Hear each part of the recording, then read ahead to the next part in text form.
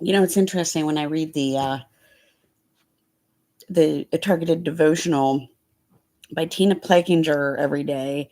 She's definitely got something good, and sometimes she mentions what church has evolved to, what it's actually like now. And she had said something about how the devil has moved from the outside of the church to the inside. And the one thing that I recognize as being annoying, and sometimes you can tell the difference between who a perpetrator is in a parking lot. And let's say, like, if I go to pick up my groceries in a parking lot, there's usually a good many watchers around me.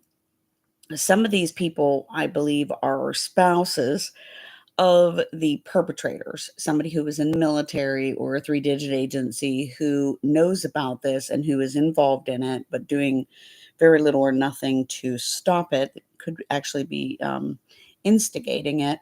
And they are, caught in the crossfire of watching all this.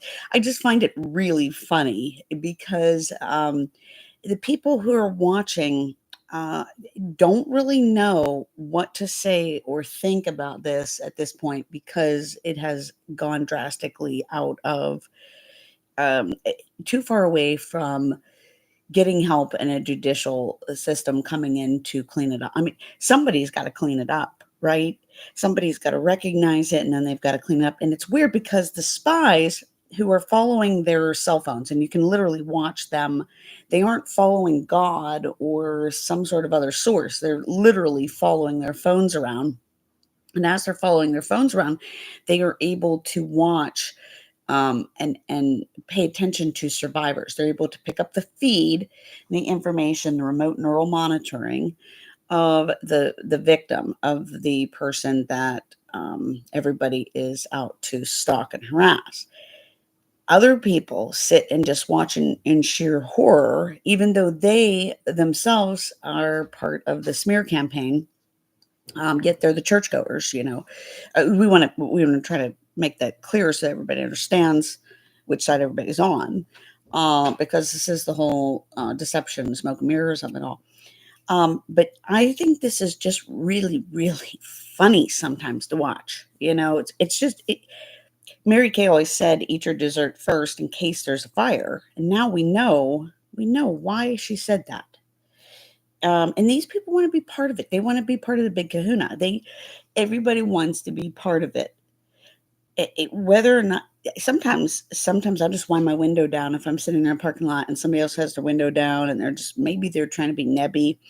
If I'm having like a lesson moment with my children or I'm trying to teach my kids something, I'll just wind down the window so they can hear it too. So that, see, they're privy to the information because they deserve to have my private information. And maybe, just maybe, they'll learn a lesson that they can share with their children or their grandchildren. They can pass on. I figure, we might as well just keep sharing. We'll just keep sharing all the sources, and we'll change the world that way.